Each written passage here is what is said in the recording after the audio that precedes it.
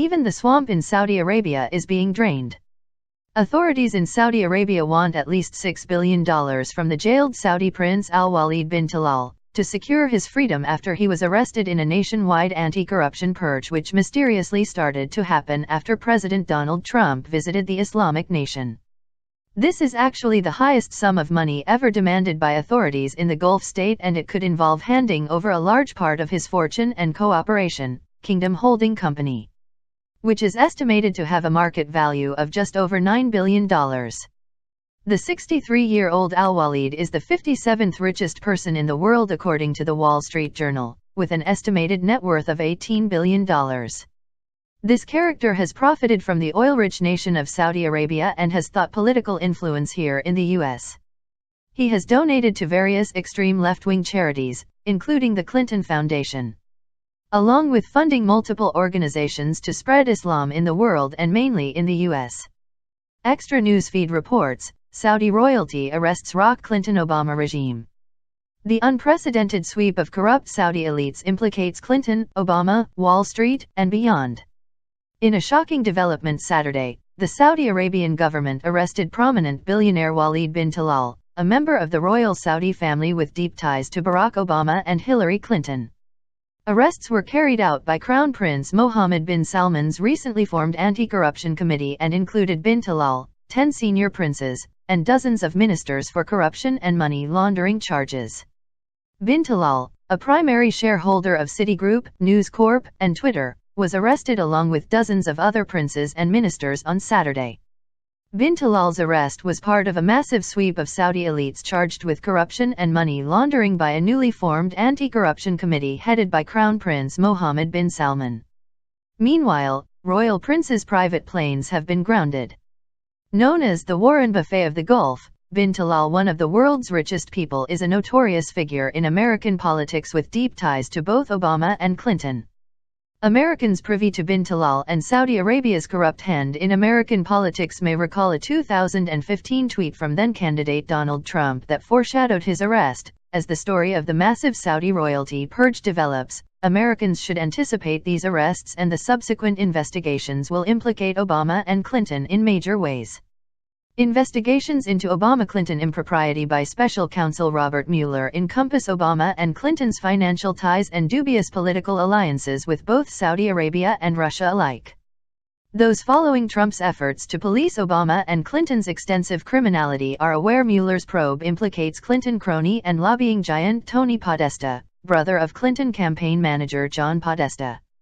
WikiLeaks releases of John Podesta's emails opened a Pandora's box of Democratic Party corruption when released last fall, but Tony Podesta's nefarious and long-time lobbying efforts with both Russia and Saudi Arabia are only now beginning to be broadly exposed to the American public. In August 2016, Media Benjamin sounded the alarm as to the perils of Clinton and the Podesta's crooked Saudi dealings, with emphasis, "If I told you that Democratic Party lobbyist Tony Podesta, whose brother John Podesta chairs Hillary Clinton's presidential campaign, is a registered foreign agent on the Saudi government's payroll, you'd probably think I was a Trump-thumping, conspiratorial nutcase." But it's true. The lobby firm created by both Tony and John Podesta in 1988 receives $140,000 a month from the Saudi government, a government that beheads nonviolent dissidents, uses torture to extract forced confessions, doesn't allow women to drive, and bombs schools, hospitals, and residential neighborhoods in neighboring Yemen. The Podesta Group's March 2016 filing, required under the Foreign Agents Registration Act of 1938, shows that Tony Podesta himself oversees the Saudi account. At the same time, Tony Podesta is also a top campaign contributor and bundler for Hillary Clinton. So while one brother runs the campaign, the other brother funds it with earnings that come, in part, from the Saudis. Those familiar with the Citibank cabal that assigned Obama's cabinet prior to his election would also recognize bin Talal's name, for his and Citibank's instrumental role the Obama administration's decimation of the middle class. Pam Martins warned us back in 2012, additional emphasis added. Citigroup was showing serious strains in 2007, but the meltdown came the week of November 17, 2008. On Monday, the firm called a town hall meeting with employees and announced the sacking of 52,000 workers. On Tuesday, November 18, Citigroup announced it had lost 53% of an internal hedge fund's money in a month's time and that it was bringing $17 billion of off-balance sheet assets back onto its balance sheet. The next day brought the unwelcome tidings that a law firm was alleging that Citigroup peddled the MAT 5 fund as safe and secure, then watched it lose 80% of its value. On Thursday, Saudi Prince Walid bin Talal, a major shareholder, stepped forward to reassure the public that Citigroup was undervalued and he was buying more shares. The next day the stock dropped another 20% to close at $3.77. All told, Citigroup lost 60% of its market value that week and 87% for the year to date. Now here is where you need to pay close attention. Just 1 month prior to the stock meltdown, the U.S. government, through its Troubled Asset Relief Program, TARP, had injected $25 billion into Citigroup on October 28, 2008. With a market cap of $20.5 billion on Friday, November 21, 2008, the U.S. taxpayer effectively owned this company lock, stock and barrel. The Treasury and the Fed knew exactly whose interests they were protecting. Just 11 months earlier, Citigroup had publicized a capital raising of $12.5 billion in convertible preferred stock in a private placement, meaning the full details were not released to the public. The press release said the investors included Saudi Prince Al Walid bin Talal and Sandy Weil and the Weil Family Foundation. Bin Talal also owns the Four Seasons, the 4 highest floors of Mandalay Bay Hotel in Las Vegas. He is one of many within the atrociously corrupt elements of the Saudi regime and other Gulf tyrannies that has raised eyebrows with their recent multi-million-dollar donations to the Clinton Foundation. What's happening? Given the media moguls arrested in the Saudi sting and the American media's allegiance to the Clinton-Obama regime, little is being reported on the implications the arrests have on current events in American politics. Orders for the arrests came from the new Anti-Corruption Committee headed by Crown Prince Mohammed bin Salman. Bin Salman, 31, is seen by some as a principled young leader troubled by the convoluted international corruption he inherited within his government.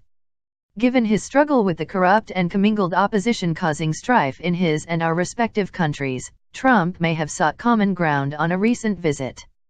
Bin Salman's rise may allow Saudi to accelerate a recent plan to reduce the kingdom's reliance on oil, which includes the partial privatization of state oil company Aramco. Trump has recently pitched for Aramco to be listed on the New York Stock Exchange, a move that would boost the Saudi Arabian economy. This may also be a sign bin Salman is involved in a coordinated effort to confront the corrupt individuals with the Saudi government who participated in pay-to-play schemes with American foundations tied directly to high-level U.S. politicians, including Obama and Clinton. Given the high-profile nature of the Saudi royalty arrests, pressure increases on American law enforcement in Trump's administration to follow through with indictments and arrests of the Obama-Clinton regime officials involved.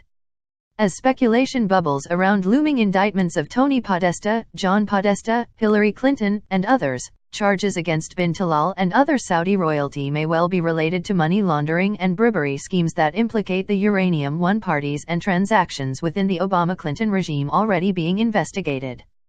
We have more natural gas in our nation than Saudi Arabia has oil. We could single-handedly be as rich as Saudi Arabia. But the likes of hacks such as Al Gore, who profit out of the ignorance and sheer stupidity of others, have made it so we can't even touch our reserves. All because of the myth that is global warming, or as it's called now, climate change.